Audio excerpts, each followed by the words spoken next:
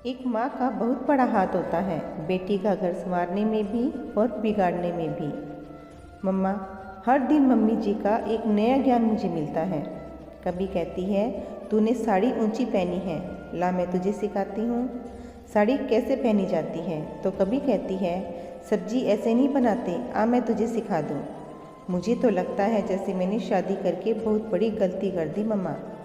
मेरी सास को तो मेरी खुशी देखी ही नहीं जाती।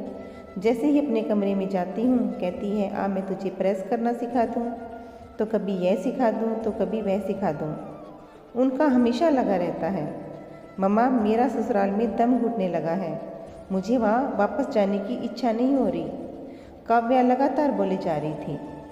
काव्या की माँ लाजवंती जी बोली, बेटा तेरी सास करुणा जी का स्वभाव बहुत अच्छा है, जो तुझे प्यार से बोल बोल कर सिखाने का बोल रही है, वरना कोई दूसरी सास होती तो ऐसे काम नहीं सिखाती।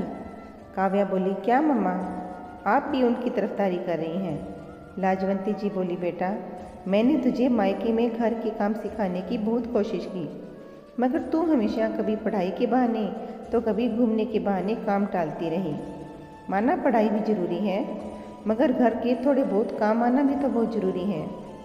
तेरी सास सही कहती है, तुझे मैं भी कहती थी साड़ी ऊंची मत पहना कर, मगर तूने कभी मेरी नहीं सुनी। मेरे पास कुछ भी ना सीखा, ना खाना बनाना, ना कपड़े प्रेस करना, और शादी के बाद जब तेरी सास तुझे प्यार से सिखाना चाहती है तो अब भी तू यही गलती दोहरा रही है।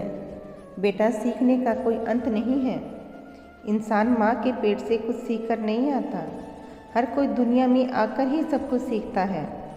तेरी सास अच्छी है, तभी तो तुझे प्यार से सिखाना चाहती है, वरना कोई दूसरी सास होती तो बाहर जाकर चार बातें करती और कहती माँ के घर से कुछ नहीं सीखा इसने।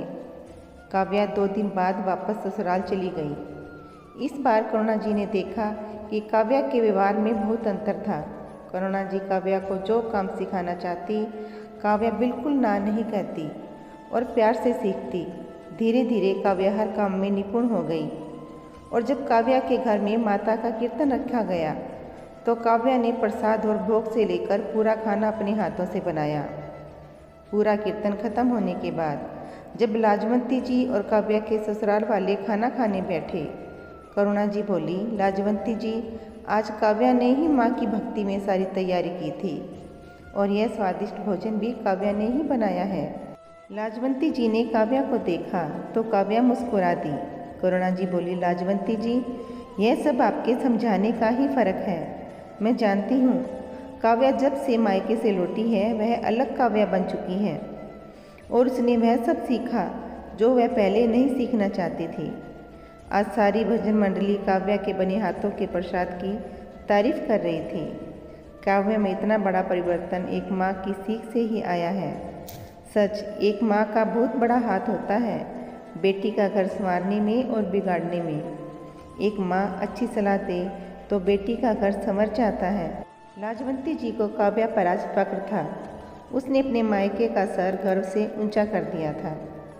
सच, अगर माँ चाहे तो हर बेटी का घर आबाद रख सकती है।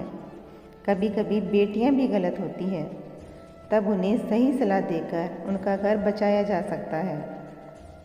मगर उसी जगह गलत बातों में बेटियों का साथ देने से वे कभी ससुराल में खुश नहीं रह पाती और ना ही दूसरों को खुश रहने देती हैं। आपकी इस बारे में क्या राय है, मुझे फीडबैक ज़रूर दीजिएगा। आप लोगों से फिर मुलाकात होगी। जय श्री राम। राधे राधे।